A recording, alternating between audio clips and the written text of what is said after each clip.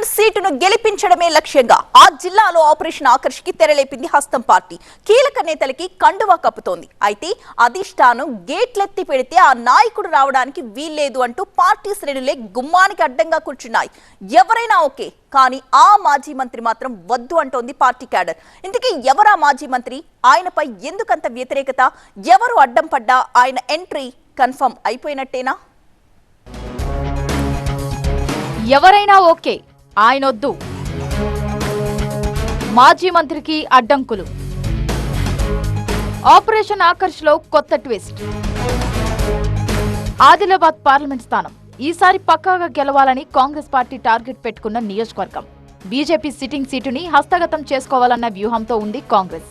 ఇందులో భాగంగానే గోడ దూకే ఆలోచనతో ఉన్న నేతలకు గాలమిస్తోంది. ఇప్పటికే సిర్పూర్ మాజీ ఎమ్మెల్యే కోనేరు కోనప్పని పార్టీలో చేర్చుకున్న కాంగ్రెస్ ఇదే పార్లమెంటు నియోజకవర్గ పరిధిలోని మాజీ మంత్రి ఇంద్రకరణ్ రెడ్డి, మాజీ ఎమ్మెల్యే విఠల్ రెడ్డిని పార్టీలోకి చేర్చుకునేందుకు సిద్ధమైంది. మాజీ మంత్రి పార్టీలోకి వస్తారంటే ఎగిరి గంతియాల్సిన అక్కడి కాంగ్రెస్ క్యాడర్ అమ్మో ఆయన వద్దే వద్దంటోంది. నిరసనలు, అధిష్టానానికి లేఖాస్త్రాలతో ఆందోళనలకు తెరలేపింది.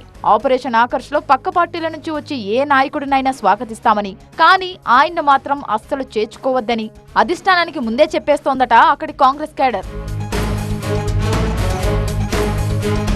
మంత్రి ఇంద్రకరణ్ రెడ్డి చేరికను నిర్మల్ కాంగ్రెస్ శ్రేణులు వ్యతిరేకించడానికి కారణముందన్న వాదన వినిపిస్తోంది. 10 ఏళ్లు మంత్రిగా అధికారంలో ఉండి కాంగ్రెస్ కార్యకర్తలను చిత్రహింసలకు గురి చేశారని, అక్రమ కేసులు పెట్టారని హస్తం పార్టీ శ్రేణులు ఆరోపిస్తున్నాయి. తన రాజకీయ స్వార్థంతో కాంగ్రెస్ పార్టీని చీల్చారని, నియోజకవర్గంలో పేదల భూములు కాజేశారని, చెరువులను కూడా ఐకేఆర్ వదల్లేదని కాంగ్రెస్ శ్రేణుల ఆరోపణ.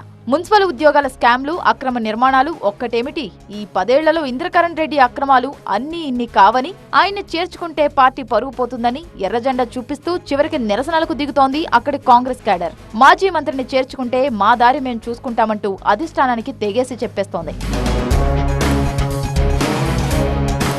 మాజీ మంత్రి చేరిక పార్టీకి ప్లస్ అవుతుందనుకుంటే క్యాడర్ వ్యతిరేకతతో ఆలోచనలో పడింది కాంగ్రెస్ నాయకత్వం. ఇంద్రకరణ్ రెడ్డిని చేర్చుకోవాలా వద్దా అన్న డైలమాలో పడింది. ఆదిలాబాద్ పార్లమెంట్ నియోజకవర్గాన్ని కైవసం చేసుకోవాలంటే బలమైన ఓటు బ్యాంకు ఉన్న ఇంద్రకరణ్ రెడ్డిని పార్టీలో చేర్చుకుని తీరాల్సిందేనని ఢిల్లీ పెద్దల నుంచి సంకేతాలున్నాయి. దీంతో ఎలాగైనా నియోజకవర్గ క్యాడర్ కి నచ్చచెప్పాలని చూస్తోందట కాంగ్రెస్ రాష్ట్ర నాయకత్వం.